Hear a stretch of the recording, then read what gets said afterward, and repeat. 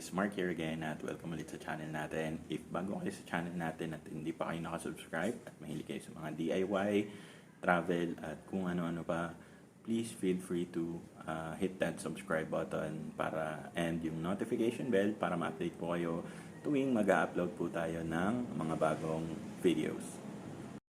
Okay, so today guys, mag-work tayo dito kay Kiko, yung ating KYMCO Exciting, and today papakita ko sa inyo kung paano magpalit ng gear oil or ng transmission fluid ng ating KYMCO Exciting S400i.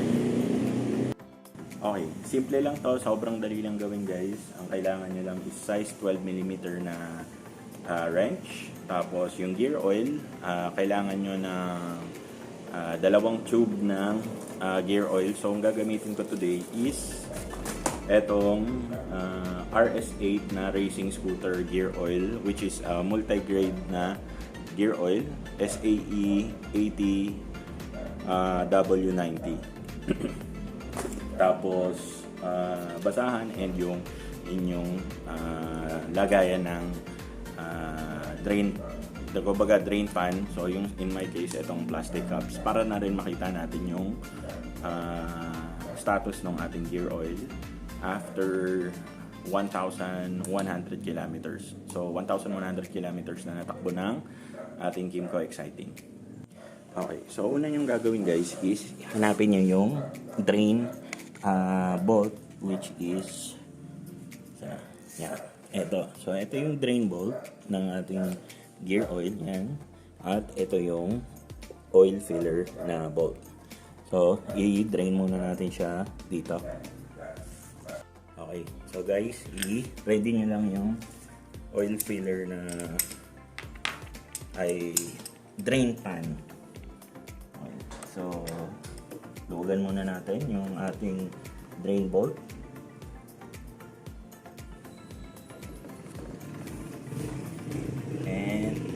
Now, loosen it up. Okay. Good.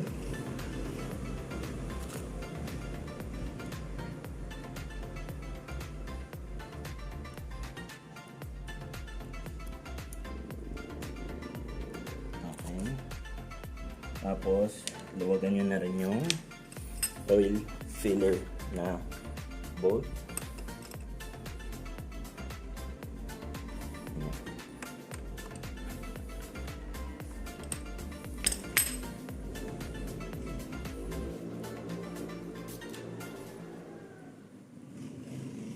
So, perfect time na rin to guys para i-check yung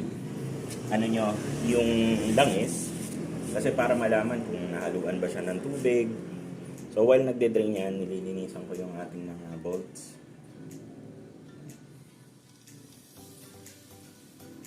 So, saglit lang to. It's as easy as 1, 2, 3 guys. Linisan nyo na habang nagde-drain. Tapos, remember guys, yung drain bolt, meron niyang washer. So, pag sobrang pitpit na to guys, kailangan nyo nang palitan.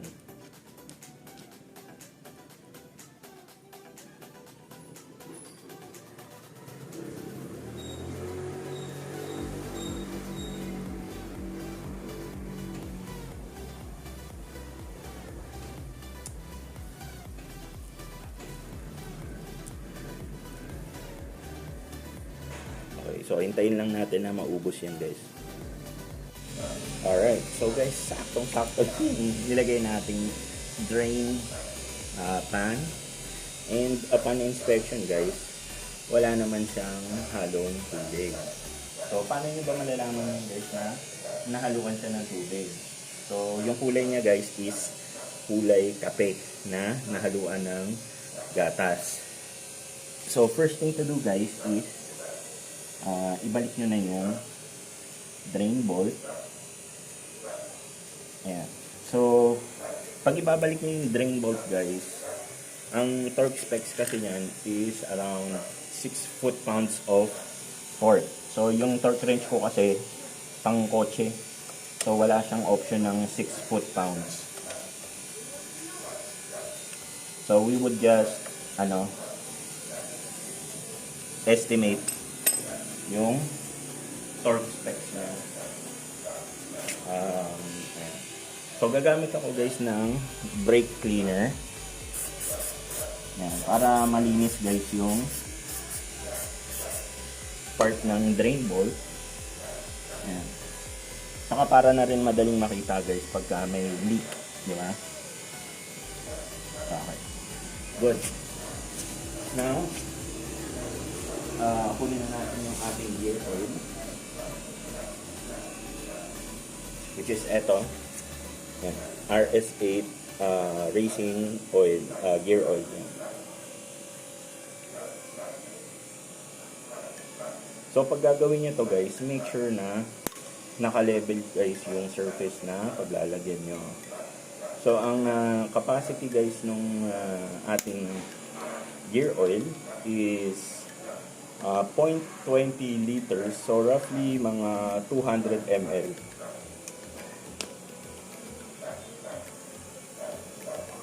So isisiksik nyo lang yan, yung make sure na baon siya. Yan, para pag pisil nyo, shoot lahat.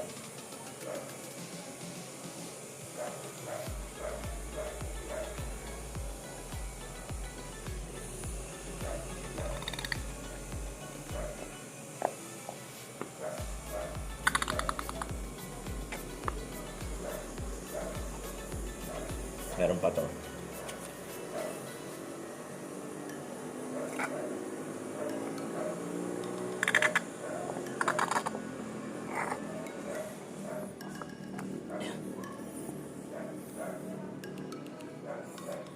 Okay, so wala na. Tapos, buksan natin yung isa pa.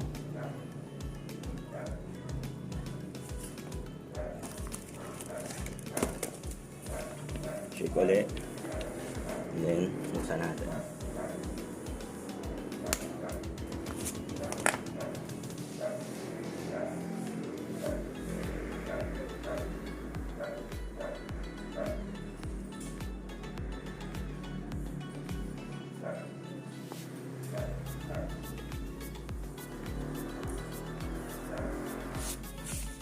So, since ang total na ito is 240 ml, kasi 120 bawat isa, so dapat may 40 ml pang matitira.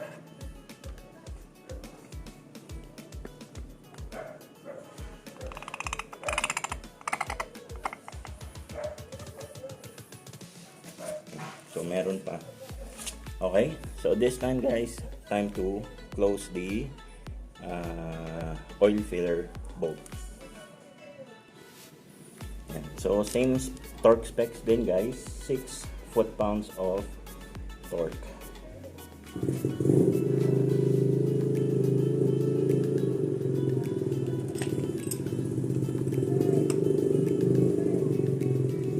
Okay. And then, yan, yung mga tumulong lang is guys, gamitan nyo lang ng brake part cleaner or brake cleaner. Then wipe it out using your clean na basahan. Isa pa natin.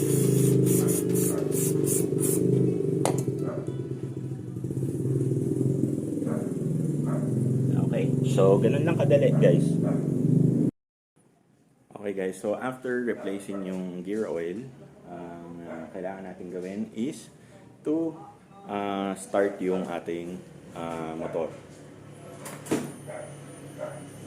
So, paanda rin natin, inspect natin kung magkakaroon ba ng oil leak, and also meron bang odd na sound na manggagaling dun sa ating transmission.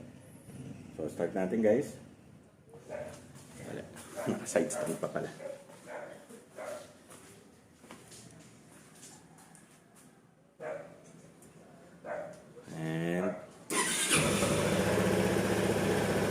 Since cold start yan guys, expect nyo na medyo mataas pa yung idle yan. So far wala tayong naririnig na kahit anong tunog. And all we need to do now is basically inspect for any oil leaks guys, dun sa drain bolt and sa oil filler bolt. So check natin.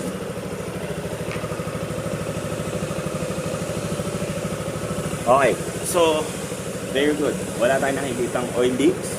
Pero pag, kung gusto niyo makasigurado guys, pwede kayo mag-antay ng siguro 5 minutes pag mainit na yung oil. Usually kasi doon lumalabas yung mga oil leaks. Okay, so pwede niyo painitin muna yung inyong gear oil. Yan, habang umiikot kasi yan, yung gear oil nyo is kumbaga umiinit din. So pwede nyo, yun nga, antayin nyo 5 minutes and then i-check nyo ulit kung may lalabas na langis. And that's it for me today guys. Sana nagustuhan nyo yung video natin today. If you did, please give this video a thumbs up. At kung hindi pa po kayo nakasubscribe, hit nyo na po yung subscribe button and yung notification bell. Again, Mark nga pala ulit. Maraming salamat sa pagsama sa akin today at magkita-kita po tayo sa ating susunod na video.